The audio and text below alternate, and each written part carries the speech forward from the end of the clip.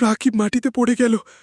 আমি ফ্ল্যাশলাইট তাকাতেই দেখি ওই ছোট মেয়েটা যে হুইল চেয়ারে বসেছিল, এখন সে সিলিংয়ে মাকড়সার মতো ঝুলে আছে। তার মুখ পুরো খুলে গেছে। মানুষের মুখ এত বড় হতে পারে না। সে রাকিবের গলার উপর বসে বিকৃত গলায় বলল, ডাক্তার তোমাকে পছন্দ করেছে।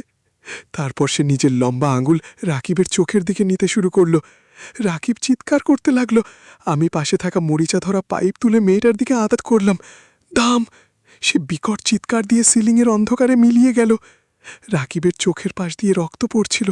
সে কাঁদতে কাঁদতে বলল, ও আমার চোখ নিতে চাইছিল। ঠিক তখন বেসমেন্টের লাল আলো হঠাৎ নিভে গেল। পুরো অন্ধকার। 1 সেকেন্ড, 2 সেকেন্ড, তারপর আমাদের একদম পেছন থেকে ভারী নিঃশ্বাসের শব্দ এলো। হু।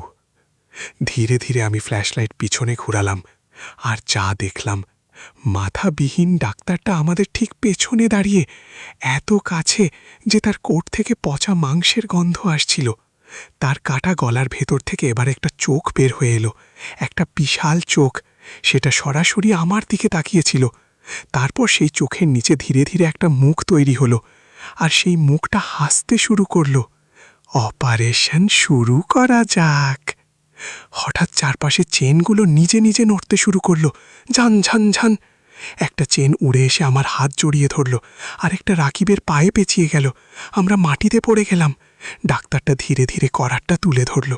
করাতের দাঁত থেকে টপ টপ করে রক্ত পড়ছিল। ঠিক তখনই করিডোরে দূরে একটা দরজা খুলে গেল। সাদা আলো, আর সেই আলোর ভেতর দাঁড়িয়েছিল ওই অন্ধ মেয়েটা।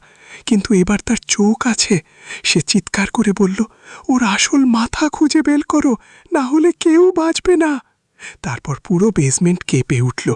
দেয়াল থেকে রক্ত পড়তে শুরু করলো, আর হাসপাতালের স্পিকার থেকে ভেসে এলো অসংখ্য মানুষের চিৎকার, 3টে বেজে গেছে।